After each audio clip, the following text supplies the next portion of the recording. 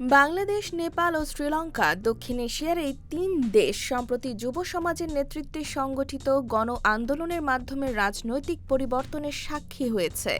দুর্নীতি, অর্থনৈতিক সংকট, রাজনৈতিক স্থবিরতা এবং শাসন ব্যবস্থার প্রতি জনগণের অসন্তোষ এসব আন্দোলনের প্রধান চালিকা শক্তি ছিল। নতুন সরকারগুলো বিপুল জনসমর্থন নিয়ে ক্ষমতায় এলেও বাস্তবতা এখন অনেক বেশি কঠিন। শ্রীলঙ্কা অর্থনৈতিক পুনরুদ্ধার, নেপালে প্রশাসনিক অভিজ্ঞতার ঘাটতি এবং বাংলাদেশে আইনশৃঙ্খলা ও রাজনৈতিক সংস্কার বাস্তবায়নের প্রশ্ন নতুন নেতৃত্বের সামনে বড় চ্যালেঞ্জ হয়ে দাঁড়িয়েছে। এর সঙ্গে যোগ হয়েছে বৈশ্বিক অস্থিরতা, মধ্যপ্রাচ্যের সংঘাতের কারণে জ্বালানি মূল্য বৃদ্ধি, রেমিটেন্স প্রবাহে অনিশ্চয়তা এবং মূল্যস্ফীতির চাপ দক্ষিণ এশিয়ার অর্থনীতিকে নতুন করে ঝুঁকির মুখে ফেলেছে।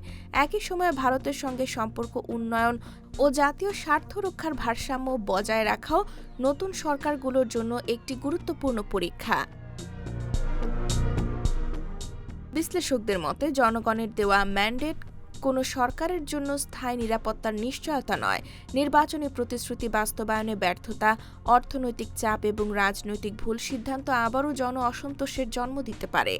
দক্ষিণ এশিয়ার এই নতুন অধ্যায়ে প্রশ্ন একটাই, যুব সমাজের স্বপ্ন কি বাস্তবে রূপ নেবে, নাকি নতুন রাজনৈতিক অস্থিরতার সূচনা হবে?